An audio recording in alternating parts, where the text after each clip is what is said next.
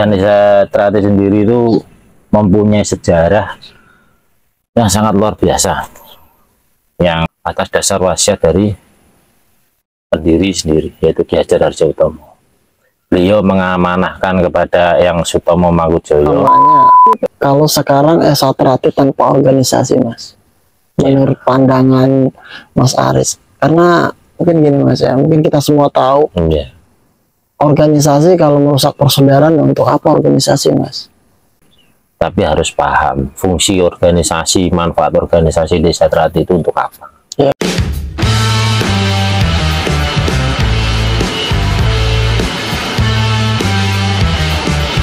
Aku pernah dengar, Mas, ya aku buka sosial media kan, tentang pembicaraan pembicaraan Kang Mas Tarmaji kan, bahwasanya Satrati ini dulu tanpa organisasi jalan. Nah, gimana seumpamanya kalau sekarang Satrati tanpa organisasi, Mas, menurut pandangan Mas Aris? Karena mungkin gini Mas ya, mungkin kita semua tahu organisasi kalau merusak persaudaraan, untuk apa organisasi, Mas? Sebenarnya itu sih pikiran aku sih. Pernah ya, bukan pernah lagi sih, memang banyak seputar yang berbicara kalau memang organisasi ini menghambat jalannya berkembangnya Satrati, ya bisa dibubarkan. Bisa dibubarkan, karena tanpa organisasi Satrati tetap jalan, tetap ada, tetap eksis. Tapi harus paham fungsi organisasi, manfaat organisasi Desa Trati itu untuk apa. Karena tanpa organisasi kita tidak akan diakui oleh pemerintah, kita tidak akan punya legalitas, kita tidak akan punya kekuatan hukum. Kalau kita tidak punya kekuatan hukum, tidak punya legalitas, dan nama-nama Desa Trati sudah kita tanamkan lagi, akan diambil orang lain yang bukan orang Desa Trati. Itu fatalnya di situ. Kalau kita tidak punya legalitas, tidak punya organisasi, ya ada akan dimanfaatkan. Seiring berkembangnya zaman, yang namanya pengakuan dari pemerintah sendiri, dari semuanya itu harus lewat hitam di atas putih, Mas. Dan hitam di atas putih itu, bukti itu tidak bisa dikeluarkan oleh sistem peguruan, karena sistem peguruan ini katanya batin, ya lewat lisan, lewat batin. Ikatannya kayak gitu. Lah kalau ikatan organisasi ya lewat buku, lewat kertas, hitam di atas putih. Itu pengakuan secara organisasi, pengakuan secara pemerintah. Kalau itu bisa dihilangkan, organisasi dihilangkan, tidak masalah. Ikatan batin kita masih. Aku tuh membayangkan Satrati tanpa organisasi, seperti tanpa ada ketua, tanpa ada kita jadi lebih saling enak, ibaratnya tidak, wah itu ketua, itu ini, kamu ketuanya ini. Aku membayangkan begitu indah persaudaraan di situ, Mas. Ini hanya sebagai sharing-sharing kita, Mas ya. Oke, mantap itu. Jika Satrati tanpa organisasi, mungkin begitu indah ketika ketemu orang Satrati. Tidak ada pertanyaan kubu ini, tidak ada pertanyaan kubu ini, tidak ada pertanyaan kamu ketua apa, kamu ketua ini, tapi kita sama-sama melestarikan Satrati dengan persaudaraan. Masya Allah, tabarakallah. Itu sih sebenarnya bayangan aku sih, Mas. Bukan itu bukan bayangan lagi, Mas. Itu kenyataan itu, Mas. Harusnya seperti itu. Seharusnya seperti itu. Tapi harus kita sadari, seiring berkembangnya zaman, kuantitas itu lebih penting daripada kualitas, Mas. Kualitas keisaan seseorang, pengetahuan tentang Desa Trati, pengetahuan tentang keilmuan desa, setiap warga itu tidak sama. Ada mereka yang mungkin kurang berminat, lebih cenderung ke organisasinya, karena apa? Senang kalau ngumpul orang banyak, dan kurang belajar ke keisaannya, kurang mendalami ke ajarannya. Jadi kalau orang udah minat ke ajarannya, ikatan batinnya ya kurang. Ikatan batinnya kurang. Kalau ikatannya batin kurang, nggak mau nyantri, nggak mau belajar ke yang senior, nah terus gimana? Senior itu tetap ada, Mas. Jadi aku tuh bukan masalah nggak ada yang kita ini kan ya, kalau nggak ada organisasi. Tapi yang kita pandang ini cuman bini sepuh dan sesepuh, tidak ada keketuaan lah gitu. Itu sih sebenarnya karena kita lagi prihatin nih Mas. Sekarang gitu gini ya, kita bisa menilai itu, bisa menimbang itu kalau kasarannya tuh naker sepiro atau jeruni, seberapa atau dalamnya itu lewat gini. Kita tidak asing dengan namanya suruh Mas ya. Iya ada namanya suruh, tidak asing karena ya tidak usah dipikiri lah, kalau warga itu pasti tahu lah namanya suruh, dan banyak yang gembar-gembor suruh temu rose Mas. Tidak temu rose. Dan saya tanya sama Mas sekarang, kalau Mas memang tahu benar ini, tidak usah organisasi, saya nanti jalan Mas. Nanti kalau sudah tahu jawabannya, kamu tanya ke saudara-saudara lain, dari sekian juta warga Sejahtera berapa orang yang tahu?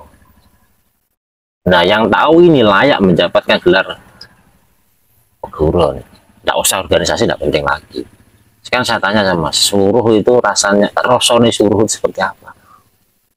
Rasanya suruh itu kadang orang bilang suruh temu rasane, suruh temu rasane kan. Ya, sekarang saya tanya, rasanya suruh itu seperti apa? Rasanya suruh itu seperti bertemu seperti itu kan artinya ya rasanya itu rasanya indah lah, rasa suruh maksudnya rasa daunnya gitu. Iya, rasanya ya aku belum pernah nyoba, pahit mungkin ya, tidak tahu ya, karena orang bilang kan rasanya suruh, rasanya suruh manis Mas. Manis enggak sih? Iya, tidak tahu karena aku sering lihat nenek nyiri ya, itu filosofi yang sangat aku tanya kan, itu filosofi dasar seorang warga Mas. Iya. Kalau kita tuh kan suruh kan ada dua sisi yang berbeda kayak mata uang aja. Ada yang ginulu, kalau kita lihat beda warnanya, beda rupanya. Yang gineget, kalau kita gigit tunggal rasanya. Ya, maksudnya gimana? Suruh itu. Kalau kita lihat suruh itu sini warnanya hijau, yang bawahnya agak putih, kayak tangannya. Yang ginulu seje rupane, kalau kita lihat beda. Kalau kita gigit tunggal rasanya, sama rasanya. Oh, yang ngerti paham. Ini filosofi yang sangat luar biasa untuk warga. Ini harus diterapkan betul ini. Kalau warga itu tahu itu, kita tidak perlu lagi organisasi. Jadi dalam artinya filosofi tadi berbeda tetap sama gitu Mas ya. Walaupun warnanya itu beda, sini putih sini hitam, kamu jadi PNS, aku jadi petani, kamu pejabat, tapi nih digigit, nih dirasa nih tunggal sama rasanya. Barulah Sejahtera itu tak usah pakai organisasi, bisa berjalan. Kayak gitu. Nanti kalau orang suruh makan, suruh aja, kamu makan suruh. Nanti orang ini bilang suruh itu rasanya pahit. Yang satu lagi rasanya getir, satu lagi rasanya manis, yang lagi rasanya asam. Kalau diketemukan, dia akan, woi pahit, nanti akan mempertahankan dengan rasa pahit. Yang satu lagi, enggak lah, ini rasanya sepet lah, dia akan mempertahankan rasa sepetnya. Jadi itu kalau ketemu kayak gini, jadinya ontok-ontokan. Tidak akan ketemu dia, tidak akan. Tapi kalau sudah tahu rasanya, oh rasanya seperti ini, dan semua orang itu meyakini rasanya sama, sudah nggak ada perbedaan lagi. Tidak ada perbedaan, Masya Allah. Itu tingkatan dari pemahaman saya itu di situ, Mas. Ini pengalaman saya ya. Pengalaman saya. Kalau mau Mas nanti perhatikan, silakan, enggak Mas. Kamu makan suruh Mas ya. Makan suruh. Ini dulu ya waktu nyantri ya, waktu belajar saya. Setiap saya datang ke rumah beliau itu suruh bawa sirih Mas. Suruh itu Mas. Suruh bawa sirih itu suruh ya Mas Jawa. Ya, sirih itu suruh itu. Kalau enggak bawa sirih, saya disuruh balik Mas. Gitu. Suruh pulang lagi aku, suruh nyari. Kalau sudah dapat, datang, duduk, suruh makan aku. Suruh makan, tanya, rasanya Mas? Rasanya di asin Mas, asin sepet Mas. Balik lagi, makan lagi, sampai 2012, tahun 2012 sampai 2015. Di situ aku mulai mikir, ketika aku udah sekian lama itu makan suruh, makan makanan semua itu, kayak sate ayam apa semua, nggak ada rasanya Mas. Masa ya? Iya Mas. Karena apa? Mulut ini kebas. Kita sudah mati rasa Mas. Itu ada filosofi juga. Iya itu. Ya itu. ketika kita sudah terbiasa makan suruh, kamu makan makanan apa saja itu nggak ada rasanya. Oh iya ya, berarti orang-orang zaman dulu itu mas. Kayak nenek kita dulu ya, rata-rata kan nyiri kan. Nah ini yang mau saya sampaikan ya, nanti dulu ya, potong dulu ya. Ya. Ketika kamu ketemu saudaramu yang warna asin, yang rasanya asin, rasanya pahit, rasanya pedas, itu semuanya rasa itu sudah nggak ada. Yang ada semuanya netral. Kalau ketemu makanan yang asinnya gurih, yang lezat, yang enak, itu semuanya nggak ada. Yang ada makanan itu semua sama, masuk. Kalau kamu ketemu saudara yang macam-macam sifatnya, semuanya sama, mereka adalah saudaraku. Disitulah terbukanya hati seorang pendekar. Legowo, mas. Legowo, mas. Dia tidak beda-bedakan lagi, mas. Tanpa organisasi jalan ya, tapi aku yakin kok, mas. Semua hati saudara-saudara kita ini sama, menginginkan yang terbaik, dan doanya juga yang terbaik sama.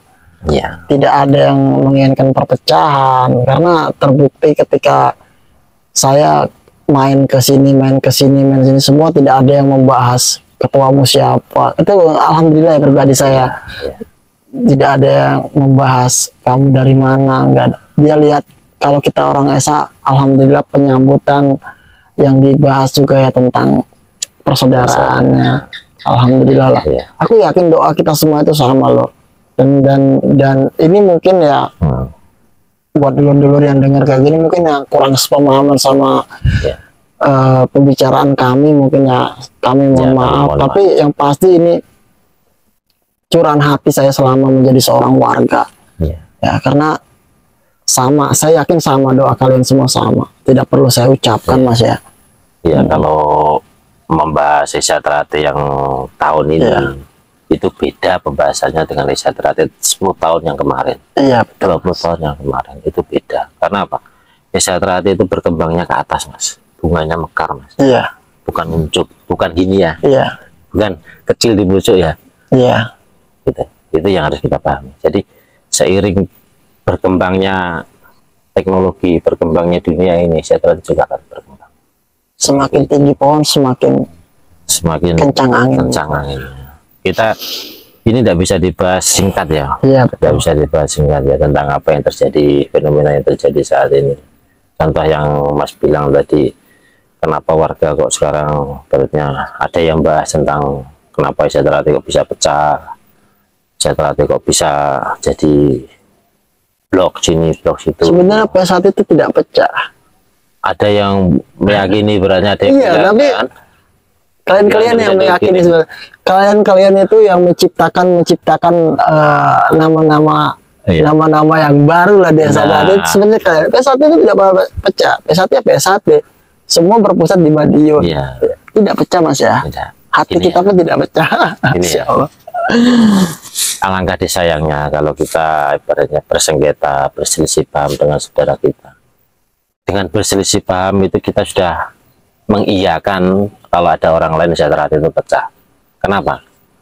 Contohnya 2 orang ini berselisih, ini sudah beda paham, beda ini bisa dikatakan disayangkan. Ya makanya aku bilang sebenarnya kalau ininya tuh enggak, yang kalian inilah yang oknum-oknum inilah, makanya lebih baik kalian pelajari ajaran Reza Trate lah. Jangan kalian pelajari jangan kalian pelajarin organisasi terlebih dahulu, pelajarilah ajaran Reza Trate dulu. Organisasi itu tidak perlu dipelajari. Nggak perlu dipelajari. Ada pelajaran di organisasi. Kita cukup bawa buku adik. Ini aku setuju nih, mas. Kita lebih baik belajar bagaimana keesaan di dalam SHT daripada kalian ingin mengetahui yang lain-lain seperti itu. Di situ dulu. Ketika kalian di situ dulu, insya Allah kalian akan mengerti. Insya Allah kalian akan mengingat ajaran-ajaran Reza Trate itu, orang Reza Trate itu harus seperti apa. Ya, insya Allah seperti itu, mas ya. Iya, kalau kita bahas tentang legalitas, tentang badan hukum apa semua itu sebenarnya cuma pelengkap, mas. Betul. Yang paling penting di Reza Trate itu apa? Satu, falsafah, mas. Betul. Yang kedua adalah semboyan. Betul. Yang ketiganya mukotimah. Iya. Nah, di ART ini terakhir. Iya, itu sudah jelas padahal, mas. Kalau ngerti itu saja sudah jelas sebenarnya, mas ya. Ya ini wis terang. Menurutku iya, menurutku ada terang itu. Kita sudah meyakini dari dulu siswa, selama matahari itu terbit dari timur, tenggelam dari barat, sejahtera kekal jaya abadi selama-lamanya. Tidak ada kata pecah di situ. Ya. Kekal jaya abadi selama-lamanya. Masya Allah. Kok masih ada bilang sejahtera bakal pecah, bakal hancur? Berarti Anda sudah mengingkari. Iya. Sudah mengingkari semboyan sejahtera. Sudah tidak meyakini lagi di ajaran sejahtera. Itu yang pertama. Selalu merasa benar. Itu yang pertama. Dan yang kedua, ini untuk segi kemantapan seorang pendekar penting. Falsafah, Mas. Iya. Manusia dapat dihancurkan. Iya, betul. Manusia dapat dimatikan. Tetapi manusia tidak dapat dikalahkan. Itu siapa yang bikin? Yang bikin falsafah ini siapa? Untuk siapa? Untuk orang esoterik. Untuk orang. Kan kata-katanya kan manusia, Mas. Iya. Dia menyampaikan di khalayak umum. Iya. Manusia sejahtera. Iya. Tapi disampaikan oleh individu-individunya, Mas. Iya. Oknumnya, Mas. Nah, ketika udah sampai ke pribadi, kata manusia ini udah hilang. Kata manusia ini jamak sifatnya, umum. Iya. Tapi kalau sudah sampai pribadi, kata manusia akan berubah jadi aku. Iya. Siapa yang berikrar, Mas? Iya, Mas. Paham enggak? Ya, aku mengerti. Ketika falsafah itu pesan untuk kita semua. Iya. Itu pesan untuk pribadi masing-masing yang bisa menerima falsafah itu. Jadi manusia tidak akan bisa. Manusianya tolong dihilangkan, Mas. Ya. Kalau kalian menyampaikan, pakailah kata manusia, karena yang disampaikan ke adik-adik, ke warga-warga yang banyak itu manusia. Tapi kalau sudah ke kamu dewean, sendirian, baca falsafah itu, ganti ke aku. Iya. Aku dapat dimatikan. Selama dia masih, aku tidak bisa dikalahkan. Iya. Itulah kepercayaan seorang pendekar sejahtera. Tidak ada kekuatan apapun yang bisa mengalahkan sejahtera. Selama apa itu, Mas? Hah? Selama dia setia kepada hatinya. Nah, kata setia sendiri ini masih blunder, Mas, masih jadi bumerang, Mas. Sebenarnya setia itu gampang loh. Setia itu sebenarnya bisa, orang esoterik itu tidak dapat dikalahkan, tidak dapat dihancurkan, tidak dapat dimatikan. Ketika dia setia, dia bisa menjaga hatinya. Ya. Itu persaudaraan setia hati terakhir. Persaudaraan kita saling menjaga hati, agar persaudaraan kita erat seperti bunga teratai. Bunga teratai itu kalau diangkat itu akarnya itu saling lilit. Begitu eratnya persaudaraan ini yang kita. Harus kita bahas. Nah, persaudaraan kita. Maka dari itu orang esoterik harus bisa menjaga hatinya dan hindarilah penyakit hati. Karena penyakit hati akan merusak persaudaraan. Masya Allah, tabarakallah. Merinding juga ya Pak, tentang istihati. Ya, kadang orang sejahtera, warga sejahtera berlomba-lomba tentang setia hati. Mereka tidak mengerti apa itu setia hati. Mereka lupa bahwa dulu leluhur kita dengan kearifannya, dengan pengetahuan yang sangat sempurnanya di akal mereka, dia akan mengelabuhi sebuah ilmu. Iya. Apa yang kamu tunjuk, kamulah korbannya. Iya. Seperti ilmu teknik ya. Siapa yang memulai dia akan mati. Sama seperti saya setia hati. Kalau kamu tetap memaksakan ilmu setia hati, selamanya kamu akan malah akan membuat kehancuran, Mas. Paham tidak, Mas? Paham, Mas. Ini harus dipahami. Kenapa? Hati yang seperti apa yang kamu setiai, Mas? Tadi itu pertanyaannya. Hatimu itu sudah benar betul? Sudah bersih belum? Sudah bersinar bersih belum? Yang wajib dipelajari dan dipahami seorang warga sejahtera itu adalah hati setia. Bukan setia hati. Hati itu nomor 2. Hati ini harus setia dulu pada sang pencipta. Pada sang pencipta. Nah, kita hatinya masih mendua loh, Mas. Hatinya masih belok kiri, besok kanan, gonjang-ganjing, masih tidak jelas. Masih mikir besok apa, khawatir dengan hari esok. Masih menyesal dengan masa lalu. Hati kita tuh masih bergejolak. Karena manusia itu kosong, Mas. Hati kita masih bergejolak, kok kita sudah setia hati ya rusak, Mas. Karena yang saya tahu ya manusia itu kosong. Satunya itu adalah sang pencipta. Jadi manusia tanpa angka 1 itu kosong. Makanya setia hati itu harus dibalik. Ya. Hati itu harus setia dulu. Ya. Makanya inilah kecerdasan yang tidak pernah terbayangkan olehku dulu, tapi sekarang sudah ya. Insya Allah. Makanya kita berlomba-lomba untuk memancarkan cahaya hati itu, dan cahaya hati itu bersumber dari Sang Maha Cahaya. Masya Allah. Dari situlah sentral, pusatnya jasad badan ini setia pada hati itu, karena hati kita sudah benar. Ya. Kalau hati kita belum benar, masih tercampur ini suara hati ke suara nafsu, suara apa, kok kami sudah setia, hancur Mas dunia persilatan, Mas. Rusak Mas. Itu yang harus dihati-hati ya warga. Cara memelihara hati itu ya seperti apa? Ya caranya seperti ini. Ya betul. Asah seperti ini. Mengasah kita sharing-sharing loh ya. Kita sharing. Ya. Jadi kita seperti apa yang disampaikan kepada pelatih-pelatih kita dulu. Ya. Pindah mencari sumur Mas ya. Dalam arti kalau kita ingin belajar ya kita jangan diam di rumah. Nggak mungkin kita tunggu orang ngajarin kita ya. Jadi ya kita sering bersilaturahmi lah, maka hidupmu akan bahagia, Masya Allah. Jadi kita bersilaturahmi itu seperti ini lur. Ya. Bukan kita datang ke tempat latihan itu ya, cuman main game, cuman ketawa-ketawa yang nggak jelas. Lebih baik kita belajar keilmuan Esatrate, karena insya Allah keilmuan Esatrate itu bukan hanya di dunia Mas ya, sampai Sang Pencipta pun di akhirat pun insya Allah berguna. Ya, karena ya ajaran Setia Trate itu endingnya, terakhirnya itu tidak akan kamu temukan di seluruh pelajaran manapun, baik pelajaran dari pemerintah, dari sekolahan, dari apapun, tidak akan ketemu. Karena apa? Tujuan Setia Trate itu mendidik menjadi manusia.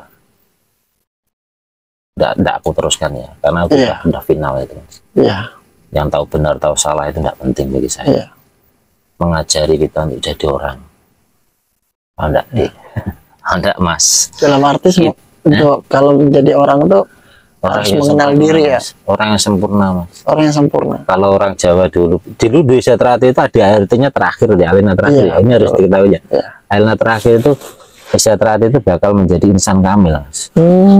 Insan kamil itu manusia paripurna. Iya. Manusia yang sempurna. Ini mantap nih pembahasannya lur, sambil ngopi lur. Ini panjang nih ceritanya. Ini banyak orang yang tidak paham. Dulu dia di ADART mungkin nggak tahu ya. Aku pernah dengar itu tahun 70-an. Zaman eranya Mbah Imam dulu. Dan ketika pembaruan revisi ADART, insan kamilnya dihilangkan sekarang. Oh gitu. Karena apa? Karena kalau masuk ke situ nanti Setia Trate masih berat ke ilmu kebatinannya. Iya betul. Aku pernah dengar itu Setia Trate dengan ilmu karangnya dulu. Aku pernah waktu kemarin dulu aku pernah itu diceritain sama Kang Mas Bagus. Ajaran yang masih kental, yang mendidik manusia yang masih punya sifat hewan, masih mendambakan nafsunya, masih dibimbing di Setia Trate akan menjadi manusia yang bisa mengontrol. Akan menjadi raja untuk dirinya sendiri. Iya, aku pernah dengar itu. Iya. Ini adanya di Setia Trate. Ya, ternyata masalahnya sama seperti aku. Dia hobi mengupas-ngupas Setia Trate. Oh, kalau mau tanya tentang sejarah saya insya Allah ya walaupun tidak tahu-tahu banget bisa di cross check Mas, bisa di. Betul, Masya Allah. Tapi tetap di sini kita cuma sharing-sharing loh ya, curahan hati. Kalau misalkan ada salah-salah mungkin lupa dalam ingatan kita dalam penyampaian ya tolong dikoreksi. Saling koreksi. Kalau aku banyak kekurangan itu mesti. Kalau aku banyak kelebihan tidak mungkin. Mungkin buat dulur-dulur masih ada yang penasaran pengen ditanya atau ada yang mungkin kurang pas di sini bisa ditulis di kolom komentar ya. Mungkin nanti next kita akan lanjut lagi Mas karena pembahasan kita udah begitu panjang. Kawan-kawan juga mungkin udah bosan sambil ngopi ya lor ya. Oke, terima kasih Mas Aris atas waktunya. Insya Allah nanti saya bersilaturahmi kembali ke sini ngopi lagi ini di tempatnya Mas Aris ini. Masya Allah, kita di tengah-tengah sawah ini lor, pemandangannya. Ini radius sejuk kali nih. Radius apa itu 100 km, 200 km baru ketemu orang nanti. Kita belum tidur Mas ya? Belum. Ini udah pagi, kita belum tidur jadi habis di tempat latihan tadi. Masya Allah, sharing, cerita-cerita, wah seru sekali lor. Oke, itu saja. Mungkin ada tambahan pesan kata-kata Mas Aris buat saudara-saudara kita khususnya. Untuk kata-kata untuk saudara kita harus bangga ya dengan Desa Trate. Kenapa? Desa Trate sendiri itu satu, tidak akan memberi celah kepada warganya itu untuk berbuat kemungkaran. Itu yang pasti. Pepacuh di situ itu artinya luas, Dek. Betul. Pepacuh itu tidak merusak pagar ayu. Salah satunya, aku tidak mau panjang lebar, nanti lain-lain waktu. Iya. Pagar ayu yang dimaksud itu bukan pagar ayu itu merusak rumah tangga orang lain. Tidak, Dek. Tidak, Mas. Sorry ya. Pagar ayu itu semua keindahan ini. Kayak ini sudah indah semuanya. Kayak hutan-hutan kamu tebang itu pagar ayu, merusak pagar ayu. Merusak sebuah keindahan. Atau aturan-aturan sudah dibangun, kok kamu rusak, itu merusak keindahan, rusak pagar ayu. Itu tidak disampaikan oleh senior-senior kita, jarang orang tahu. Iya. Tapi itu gimana itu, Mas? Itu kira-kira ini privasi nggak, Mas? Kira-kira ini privasi nggak? Enggak, bukan privasi. Ini bukan privasi ya? Bukan privasi. Intinya pagar ayu itu bukan untuk Desa Trate kok. Intinya Desa Trate ini sebenarnya mengajarkan dan menciptakan keindahan dimanapun dia berada. Ya seperti itu ya, mungkin lah saudara-saudara sudah tahu lah. Yang pasti buat saudara-saudara ya aku tambahin pesan juga ya ini mungkin maksudnya aku jadi kali besar ya. Intinya belajarlah, karena setiap pembelajaran itu pasti berguna. Tanpa belajar ya kita mati, Mas ya. Orang hidup itu belajar untuk belajar apa itu? Ayo kita belajar terus loh, belajar. Apa sih Desa Trate ini gitu? Sudah nggak usah mikirin yang ini nih, yang gak enak aja lah pokoknya. Biar persaudaraan kita semakin erat, gitu kan. Kenapa dia memilihnya bunga Trate? Kenapa nggak mawar? Udah itu dicari lor. Dicari. Wah, Allah. Aku sudah membahasnya. Betul lah. Lebih baik kita berpikir di situ, kita mencari ya. Kalau mau sharing-sharing sama Mas Wahyu ke Palembang, sama Mas Aris juga ke Palembang. Oh, siap. Kita ngobrol bareng. 26 jam ini. Buka pintunya jalan. Masya Allah. Oke, segitu saja dari kita. Kalau ada salah-salah kata, mohon dimaafkan dan dikoreksi. Bila tadi hidayah, jangan lupa di subscribe dulu, Mas ya. Siap. Subscribe. Pendekar OI. Pokoknya di share lah. Dari Pendekar OI lah, nanti insya Allah ilmu saya. Masya Allah. Semoga bermanfaat lah kontennya. Nah, kita sebagai warga akan bangga dengan desanya. Jangan bangga dengan yang lain. Ya kita tutup, Mas. Siap. Assalamualaikum warahmatullahi wabarakatuh. Assalamualaikum. Bye-bye.